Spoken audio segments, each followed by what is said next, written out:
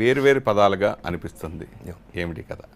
ప్రేమ లేదు మనుషుల్లో, అసలు ప్రేమ అనేది డ్రామా తప్ప ప్రేమ అనేది లేదు, అంతా ఊరికే అవసరాల కొద్దీ ప్రేమ అనే మాటను వాడుతున్నారు, అంత బోగస్ అని ఫీల్ అయ్యి మనుషులకు దూరంగా ఎక్కడో, మనుషుల్ని వదిలేసి దూరంగా ఎక్కడో కొండ ప్రాంతాల్లో ఒంటరిగా బతుకుతున్న మౌళి అనే ఆర్టిస్ట్కి ప్రేమ ఎదురైతే అది అర్థమైందా లేదా, ఆ కథ ఏంటి, ఏం జరిగింది అనేది చివరికి దాకా సినిమా తీసుకెళ్ళిన తర్వాత అతనికి అర్థమైందండి. ఓహో, ప్రేమ అంటే ఇదే అని అర్థమైన తర్వాత ఆ మౌళి అనే ఆర్టిస్టు వేసిన చిత్రం, వేసిన బొమ్మ లవ్. ఎప్పుడూ సంతకం పెట్టని, ఏ ఆర్ట్ వేసినా సంతకం పెట్టని మౌళి అనే ఆర్టిస్టు ప్రేమ అనేది అర్థమైన తర్వాత ఒక ఆర్ట్ వేసి దానికి పెట్టే సంతకం మౌళి. ఏదైనా మనకి దాచి ఉంటేనే కొంచెం అది ఒక మెమొరబుల్ ఉంటుంది, కొంచెం ఇంట్రెస్టింగ్ ఉంటుంది. మీ సినిమాలో మెయిన్ పర్టికులర్ హీరోయిన్ నూడ్గా చేసి కూడా, ఎక్కడ లొకేషన్ అది? మేఘాలయలో అక్కడ నూడ్గా పెట్టి కూడా హీరోయిన్ తోటి కొన్ని షార్ట్స్తో తీశారన్నారు. వాటి గురించి అంటే ఎబ్బెట్టుగా ఉండదండి, ప్లస్ ఊరికే ఏదో మనం ఒక అటెన్షన్ కోసం లేదంటే ఒక సెక్షువల్ అపీల్ కోసం వాడింది కాదు. అంటే ఇప్పుడు మనం ఎంత చెప్పినా మీరు అన్నట్టుగా ట్రైలర్లో ఇదేంటి ఇలా ఉంది అని డౌట్ వచ్చినా, మీరు సినిమా చూసినప్పుడు వాడి ప్రపంచంలో వాడొక్కడే బ్రతుకుతున్నప్పుడు ఒక అమ్మాయి వచ్చి ఆడి ప్రేమ, అంటే ఒక ప్రేమ అనే అమ్మాయి వచ్చిన తర్వాత, ప్రేమ రూపంలో అమ్మాయి వచ్చిన తర్వాత, ఒక ఎక్కడో కొండా కోణంలో మనిషి అనేవాడు లేని ప్రదేశంలో ఒక వయసులో ఉన్న అందమైన అబ్బాయి అందమైన అమ్మాయి ఎలా బిహేవ్ చేస్తారో అలాగే బిహేవ్ చేస్తారు సినిమాలో. అందులో నుంచి వచ్చిందే తప్ప ఏదో మనం సినిమాలో కావాలని ఏదో ఒక సెక్షువల్ అపీల్ కోసం వాడింది అయితే కాదు. మీ సినిమా చూసినప్పుడు మీ ట్రైలర్లో కూడా చాలామంది మేము వెళ్ళి ట్రైలర్లు చూపించినప్పుడు మామూలుగా మీరు అన్నట్టుగా అయితే ఆ షాట్ వచ్చినప్పుడు అసలు గందరగోళం అయిపోవాలి, ఈ పార్టీకి అసలు మొత్తం గందరగోళం అయిపోవాలి. కానీ ఎవ్వరూ దాని గురించి మాట్లాడట్లేదు.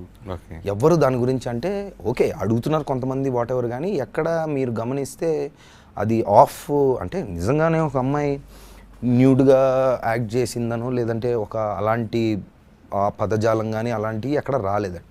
సో మీరు ట్రైలర్ చూసినప్పుడు అదొక ఫ్లోలో వెళ్ళిపోయింది, వాడు ప్రేమ గురించి ఏదో మాట్లాడుతున్నాడు, వాళ్ళిద్దరు అన్నాడు ఏదో అని, సరే వీడు ఏదో చెప్తున్నాడు కథ గురించి అనేది మధ్యలో ఒక ఆస్పెక్ట్ లాగా వచ్చింది తప్ప ఎక్కడ ఆఫ్ బీట్గా రాలేదు.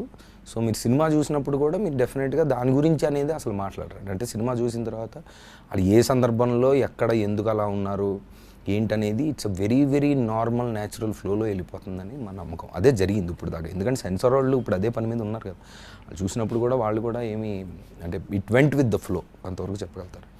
అంటే ఇప్పుడు ఎక్కువ ఇదివరకు నాకు తెలిసి ఒక 20 సంవత్సరాల క్రితం సెన్సార్ క్లీన్ యూ సర్టిఫికేట్ ఒక గొప్ప సినిమా ప్రౌడ్గా ఫీల్ అయ్యేవారు, ప్లస్ ఫ్యామిలీ అంతా వెళ్ళి ఆ సినిమాని రియల్గా చూసేవారు. ఇప్పుడు కనీసం మన ఏ సినిమా అయినా కనీసం యూబైఏ రావాలని కోరుకుంటున్నారు, క్లీన్ యూ సర్టిఫికేట్ కోరుకోవట్లే ఎవరు. లేకపోతే మీ సినిమా కూడా మీ సినిమాకి వచ్చినట్టు ఏ సర్టిఫికేట్, ఇట్లా అదే ఎక్కువ ఇష్టపడుతుంది. ఎందుకు ఆ చేంజ్, ఎందుకు అలా చేంజ్ జనాలు ఇష్టపడుతున్నారని నేనేం అనుకోవట్లేదండి. కాకపోతే ఇప్పుడు వరల్డ్ సినిమాకి ఎక్స్పోజర్ పెరిగింది, ఇప్పుడు నెట్ఫ్లిక్స్లు, ఓటీటీలు, అమెజాన్లు, ఆహాలు వచ్చిన తర్వాత కంటెంట్ చూసే విధానం మారింది డెఫినెట్గా. ప్లస్ మన రేటింగ్కి వచ్చే వరకు ఏంటంటే మనకి వైలెన్స్ అయినా అడల్ట్ కంటెంట్ అయినా U/A/A వస్తుంది.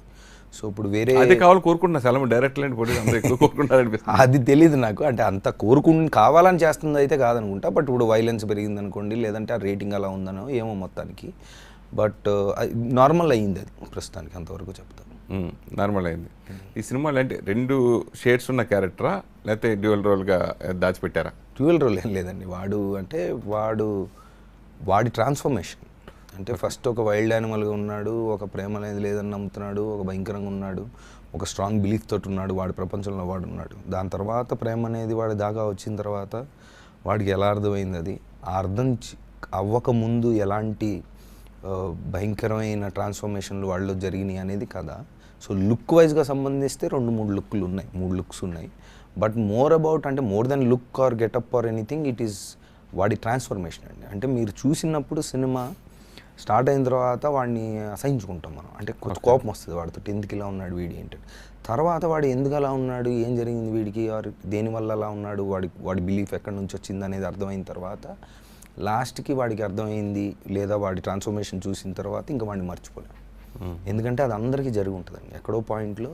ఇప్పుడు రెగ్యులర్గా మనం ఓకే సినిమా కథ వాడి క్యారెక్టర్ ఏదో చూపించారు ఇది పక్కన పెడితే రియల్ లైఫ్ గురించి మాట్లాడుకుంటే ప్రతి మగాడికి ఆర్ ప్రతి ఆడవాళ్ళకి రిలేషన్స్లో ఉన్నప్పుడు కొన్ని యానిమల్ ఇన్స్టింక్ట్స్ బిహేవ్ చేస్తూ ఉంటారు. అంటే నాకు నచ్చినట్టుగానే ఉండాలంటారు, లేదా నువ్వు ఇలా ఎందుకు ఉన్నావు అని గొడవ పడతారు, లేదా నువ్వు నా గురించి మారాలని చెప్తూ ఉంటారు. ఇవి రెగ్యులర్గా అందరి లైఫ్లో జరిగేవి. అది ఏ వయసులో ఉన్నా, పెళ్ళైన వాళ్ళైనా కాకపోయిన వాళ్ళైనా. ఎందుకు ఇప్పుడు పేరెంట్స్ పిల్లలకి మధ్యలో అయినా ఎందుకు గొడవలు జరుగుతాయండి? నువ్వు ఎందుకు ఇలా ఉన్నావు, నువ్వు మారాలి, నా గురించి నాకు నచ్చట్లేదు, ఇలాగ ఉంటే నాకు నచ్చినట్టుగా నువ్వు ఉండట్లేదు అన్న పాయింట్ వచ్చిన దగ్గర నుంచి డిస్ప్యూట్ స్టార్ట్ అయ్యింది ఎనీ రిలేషన్. సో ఆ వాటికి ఎక్కువ కనెక్ట్ అవుతారండి.